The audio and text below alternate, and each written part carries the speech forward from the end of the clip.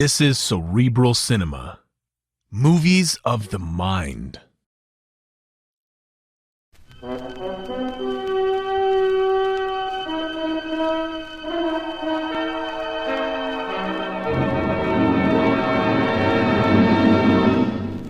I have been here.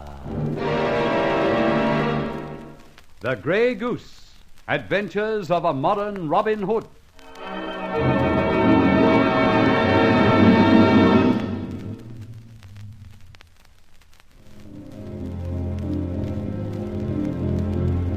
This basher business, robbery with violence, has got the Grey Goose into bad repute, using my feathers as the basher does. So I start to track him down. I visited a sort of thieves' kitchen with little Charlie Austin to see if there was a likely suspect.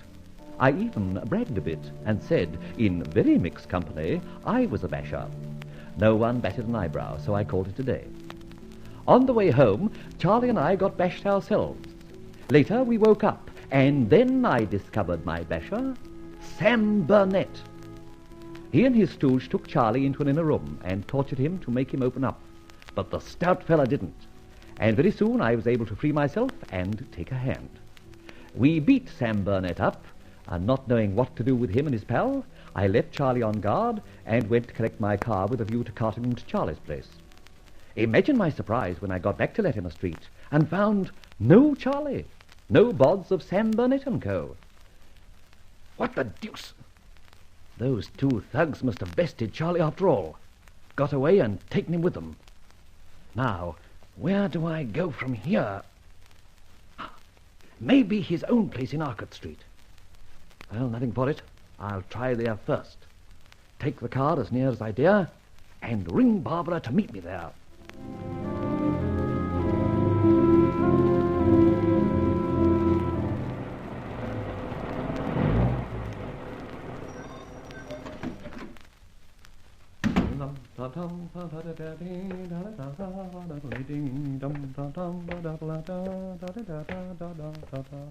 Hello there. Rolling. Good girl. Glad you're on time. Fact is, I don't exactly know what to do. It all depends on circumstances. What's happened? I'll give it as short as I can. I went to a dive with Charlie Austin Why? to find a certain basher. Instead of which, he and a pal found me and Charlie and I eventually had a bit of an argument with them, in which basher and pal got hurt. I went to get my car to take them for a cooling process in Charlie's cellar. I got back. No Charlie. No basher and pal. They must have overcome Charlie somehow. Too true. I've a hunch they've forced Charlie to bring them here to his own place. That will be fine. Exactly. So somehow I've got to explore Charlie's place this minute. Now stand by. I'm going to get myself inside in the hopes that they are there. You're going to stick your neck out. How very true.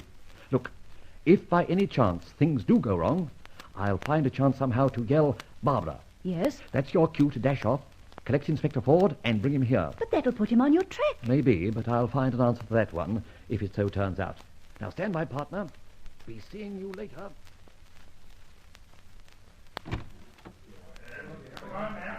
Lucky guess.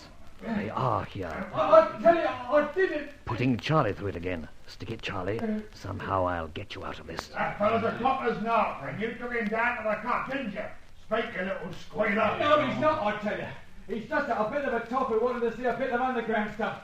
Asked me so I took it. How do you know so much about Lindenall and the Carrick Hotel?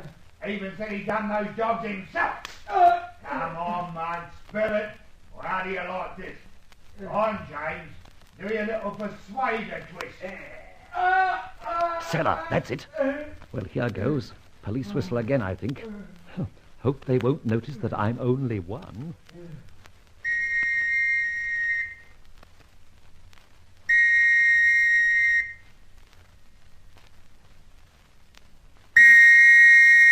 Now, off we go. All right, Sam, James, Austin, this is a cop. Come along quietly. Righto, fellows, just guard the back windows and door. I'll watch these gentlemen. Come on, now, come on. Release that man, Burnett. Who are you? Police, and don't be impertinent. Get a move on. Release that man. You all right, Austin? Just about. You know, Inspector, I ain't felt very cordial towards the London police in the past, but by crikey, you and your mob are, if I might say so, Very welcome to my humble abode on this occasion. I can't say more. And don't try it, Nash. Shut up, Burnett. You're only out on parole, you know, and I find you in very strange company already. Copley, get that wagon around to the front door. We have 3 birds to deliver. And hurry. Now, Austin, where do you come into this? Oh, honest, Inspector, I ain't done a thing. Oh, is that so? Then why was Sam Burnett and his lovely pal J. James putting the pressure on you? So help me, I know nothing. Something about a place called Lindenall and the Carrick Hotel. I see. Or I think I'm beginning to see. Burnett, you! What do you know about Linden Hall, Carrick Hotel, and 2 other places where people were bashed unmercifully and then were robbed? Exactly nothing. Ah, you weren't even there, were you? No, of course not. But strangely, you stupidly left an important clue in each place.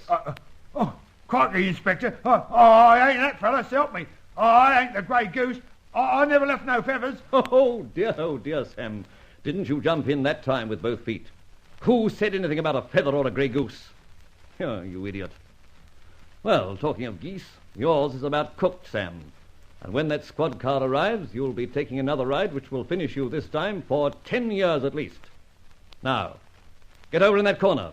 You, James, too. I Shut tell up. you. Shut up. James, your hand. You, Sam Burnett, yours. Behind you. That's it. There. Handcuffs will just do for both of you. Put your hand through this mangle wheel, James. No. Now you, Burnett. No, the other way. That's it. You are one side of Charlie Austin's mangle, Sam, and James is on the other. And if you start anything, you'll have to drag the mangle around with you. Blimey, Inspector or no Inspector, I'll get you for this. Nonsense, Sam. In 10 years, I'll have grown a white beard and you'll not even recognize me. Now, you, Austin, you'll come down to headquarters with these others. And I want the truth, see? Yes, sir, Inspector. All right. Just start walking to the front door. My man up there will look after you. And remember, I'm not a bit satisfied about you. Incidentally, I'm coming up too, and just behind you, so no funny tricks. Okay, Inspector. Watch this one, Copley. Scully, Charlie, and wait for me in the street. All right, you rats. I advise you to stay there for a few minutes, and don't try wrestling with that mangle.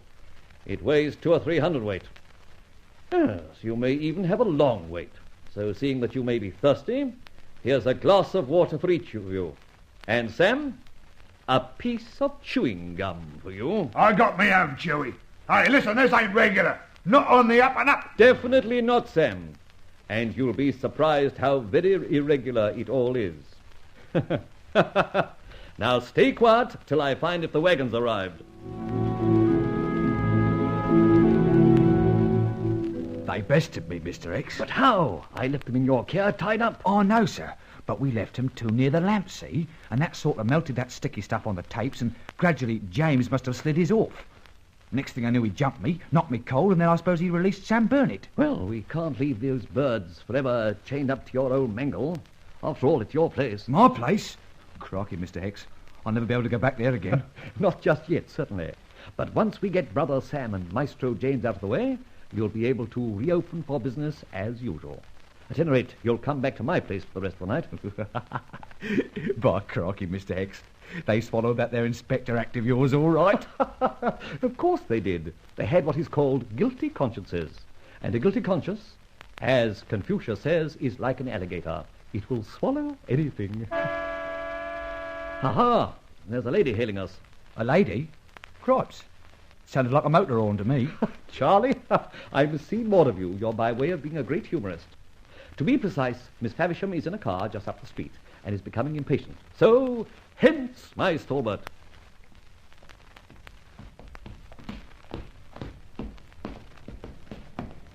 Well, so here you are. I was just beginning to get impatient and commence Operation Barbara. But of course I waited. Well, as fortune has it, let there be no panic. You remember my little friend, Charlie Austin? Of course I do. How are you? Oh, fine, miss. And thanking you for the kind inquiry. Well, what's on the programme now? Bed, I hope. No, a motor drive. Do you mind? Yes, very much. But I don't think that matters. Where's your own car? A couple of blocks away. I don't want to use it. But first, we go to the flat. And I'm going to have a word or two with Ben Ford. Step on it, driver.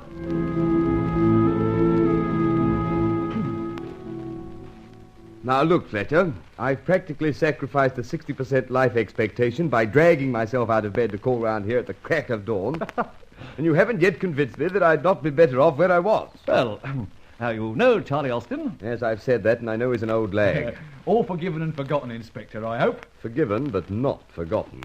Oh.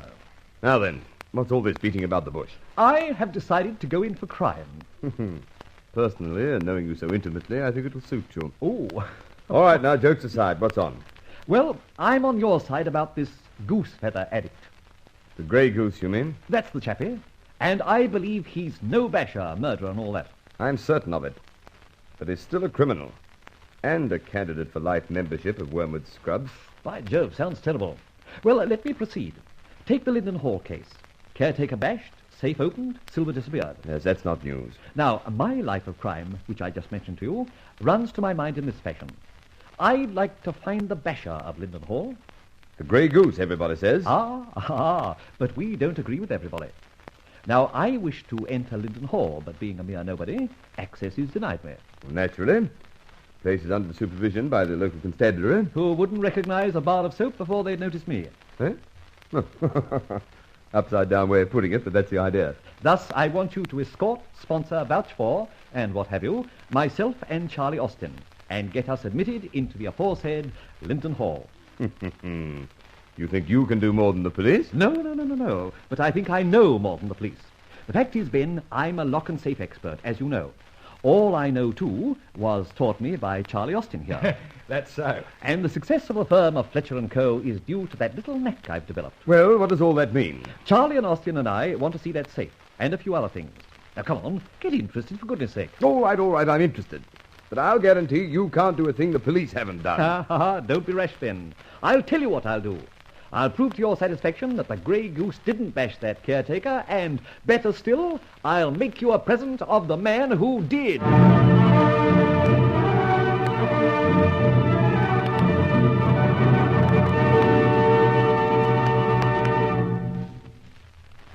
A dangerous challenge, Inspector Ford probably thinks, but we know better, because the next episode will prove the points made by the Grey Goose. Cerebral Cinema hopes you have enjoyed this movie of the mind.